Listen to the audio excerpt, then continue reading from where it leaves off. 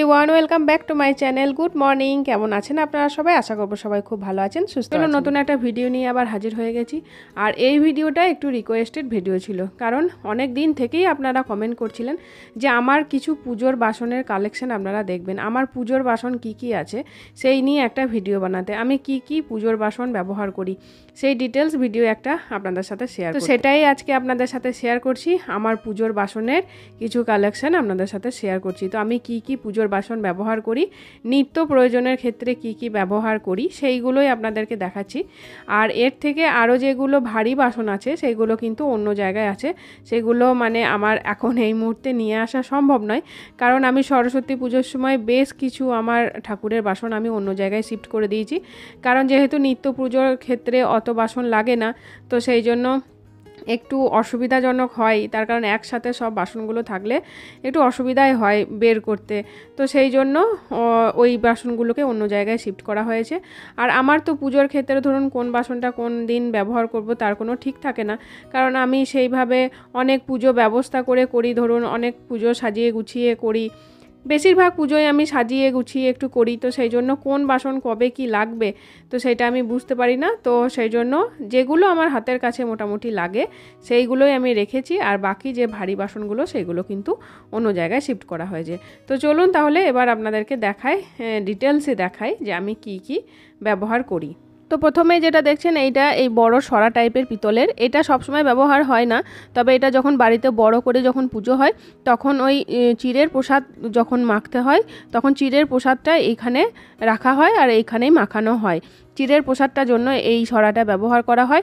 বাকি আমি ভেবেছিলাম যে এটাতে গোপালদেরকে স্নান করানো যাবে কিনা, কিন্তু আমার গপুকে আর লাড্ডুকে স্নান করানো যায়, কিন্তু গুবলু কিন্তু এটার মধ্যে বসে না, তো সেই জন্য স্নানটা করানো হয় না। আর স্টিলের যে খোড়াটা দেখছেন সেটা কিন্তু ব্যবহার হয় না সেরকমভাবে, কিন্তু তবুও হাতে বলে রেখেছিলাম, কারণ জন্মাষ্টমীর সময় অনেক বাসনপত্র লাগে, যেহেতু তালের বড়া করতে হয়, তালের লুচি তালের বড়া এগুলো তো হয়, তো তালটাকেও ঘষে রাখার জন্য সেই হিসাবে রাখা হয়েছে। তবে সেই রকম প্রয়োজন হয় না, তবে ভাবছি আমি স্টিলের জিনিসগুলোকে সরিয়ে দেবো। আর যে ফুলের পুষ্পপত্রটা ছিল বড় স্টিলের, সেটাকেও আমি সরিয়ে দিলাম, কারণ আমি যেহেতু এই পুষ্পপত্রটা নিয়ে চলে এসেছি, তো সেই জন্য এই স্টিলেরটা আর দরকার পড়বে না। তো সেই জন্য আমি কিন্তু এটাকে সরিয়ে দেবো, আর কিন্তু আমি পুজোর বাসনের মধ্যে রাখবো না। আর এই একটা কড়াই ছোট্ট মতো, এটাকে এখন নতুন এখনও পর্যন্ত ব্যবহার হয়নি, তবে ওটাকে জন্মাষ্টমীর সময় ব্যবহার করব ভাবছি, যখন তালের বড়া ভাজার ক্ষেত্রেও ব্যবহার হবে, বা ধরুন একটু পায়েসের জন্য, সব কিছুর জন্যই ছোট্ট মতো ব্যবহার হবে। যেহেতু ঠাকুরের ভোগের জিনিস বেশি হয় না, অল্প করেই করা হয়, তো সেই জন্য ওইটা ব্যবহার করব বলেই কিন্তু ওইটা নিয়ে এসেছি। তবে হ্যাঁ, পিতলেরও আমার কড়াই আছে অনেক বড়, কিন্তু সেটা এত ভারী বড়, তো সেই জন্য সেটাকে বললাম যে সরস্বতী পুজোর সময় সব সরিয়ে রাখা হয়েছে, তো সেই জন্য সেটাকেও সরিয়ে রাখা হয়েছে। পিতলের হাতা, খুন্তি, ঝান্না সব কিছুই পিতলের, কিন্তু আমার পুরো সেট একদম আছে, এমনকি আমার না আমার শাশুড়ি মায়ের এই ওগুলো আছে, তো সেইগুলো আলাদা করে কেনার কোনো দরকার নেই। আর এই যে দুটো ঘট দেখছেন, ঘটও আরও দুটো এক্সট্রা ঘট, আরও বড় বড় দুটো ঘট ছিল, সেইগুলোকে সব সরিয়ে রেখেছি। আমি শুধুমাত্র এই দুটো ঘটকে রেখেছি, যখন যেটা মনে হবে যে হ্যাঁ এইটা দিই, তো সেই জন্য দুটো রেখেছি, যখন যেটা মনে হবে তখন সেইটাকে ঘট হিসাবে ব্যবহার করব। তবে আরও দুটো তিনটে ঘট কিন্তু আমি সরিয়ে রেখেছি। আর এই একটা ওই কুমণ্ডলী টাইপের যে মুখ লাগানো থাকে, এইগুলো আমার কাছে একটাই আছে, তো এটা আমাকে আর একটা কিনতে হবে, কারণ যখন আমি পুজো করাতে যাই, শিবের পুজো যখন করাতে যাই মন্দিরে, তখন একটাতে কাঁচা দুধ নিয়ে যাই আর একটাতে গঙ্গা জল নিয়ে যাই। তো সেই জন্য গঙ্গা জলটা আমার কাছে যেহেতু ওই টাইপের ঘট আর একটা নেই, তো আমি এই কুমণ্ডলীটাই নিয়ে যাই, কিন্তু এটা থেকে গঙ্গা জলটা পড়ে যায়, তো দুধটা আমি ওটাতে নিয়ে যাই যেটাতে মুখ লাগানো আছে ওটাতে, আর গঙ্গা জলটা এটাই নিয়ে যাই, কিন্তু দেখি যেতে যেতেই অনেকটা পড়ে যায়, তো সেই জন্য আর একটা আমার ওই রকম প্যাঁচ লাগানো আমাকে একটা কুমণ্ডলী টাইপের ওই ঘটগুলো একটা কিনতে হবে। তো যাই হোক, মোটামুটি ঘরটা গেল। আর একটা যেটা দেখছেন পিতলের আর একটা ছোট্ট মতো, যেটা ঝুড়ির মধ্যে রাখা আছে, ওটাও একটা ছোট্ট সরা টাইপের, তো ওটাও কিন্তু যখন নারায়ণের সিন্নি মাখা হয় যেইটা, তখন কিন্তু সেই সিন্নি মাখার জন্য এটা কিন্তু আছে। আর বাকি দুটো প্লেট আছে, এই প্লেটগুলো যখন ভোগ দেওয়া হয় বা যখন অনেক বেশি পরিমাণে প্রসাদ হলো তখন কিন্তু এই প্লেটগুলো দিই। একটা কাঁসার থালাও রেখেছি, যদি কোনো রকম কোনো সময় প্রয়োজন হয় নিত্য পুজোর ক্ষেত্রে, তো সেই জন্য এটাকেও রেখেছি। আর বাকি এই পাতলা করে যে একদম হালকা পাতলা যে প্লেটগুলো সেগুলো ভাবছি আমি আর রাখবো না, তার কারণ এইগুলো একদম খুবই কোয়ালিটিটাও খারাপ হয়। তো এইগুলো আমার কেনা বাসন নয়, এগুলো আমার শাশুড়ি মায়ের আগে আগে যেগুলো ছিল সেইগুলোর মধ্যে কিছু কিছু জিনিস আছে। আর এই প্লেটটা, এটা খুব সুন্দর একটা ডিজাইনের প্লেট, তবে হ্যাঁ এখন রঙগুলো কিন্তু একটু হলুদ হলুদ বা কালো কালো লাগছে, কারণ পিতলের বাসন ভরে রাখলেই তো এরকম হয়। তবে একটু পরিষ্কার করে দিলেই কিন্তু এগুলো সব চকচকে হয়ে যাবে। তো এই একটা প্লেট, সেটাকেও রাখলাম। আর এরপরে একটা বড় বাটির মতো আছে, এটাও কিন্তু পিওর কাঁসার।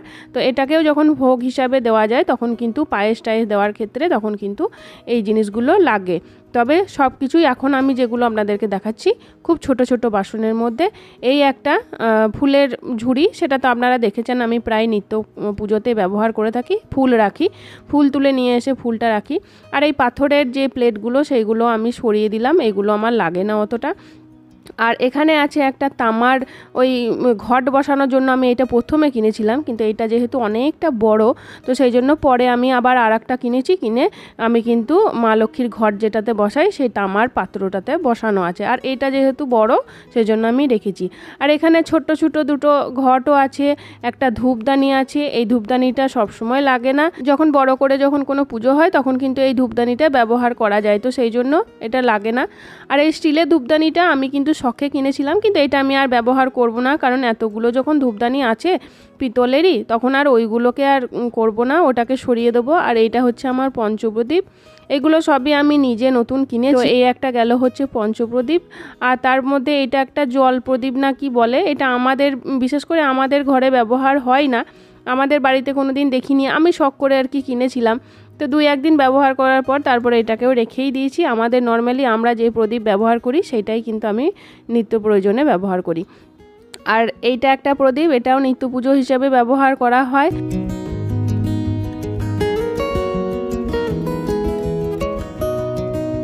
আর এই দুটো হচ্ছে পিওর কাঁসা, এই দুটো পিওর কাঁসার বাটি, একটা প্লেটও আছে পিওর কাঁসার।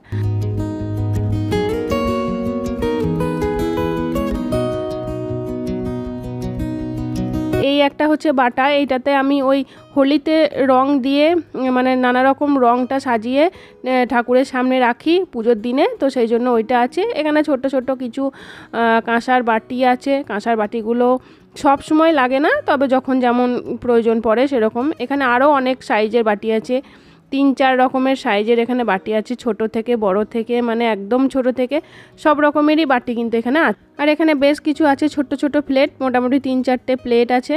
তো এইগুলো আগে ভোগ দেওয়া হতো, এখন আর এইগুলোতে ভোগ দিই না, যেহেতু আমি দুটো জায়গায় বড় জায়গাতে ভোগ দিই বলে।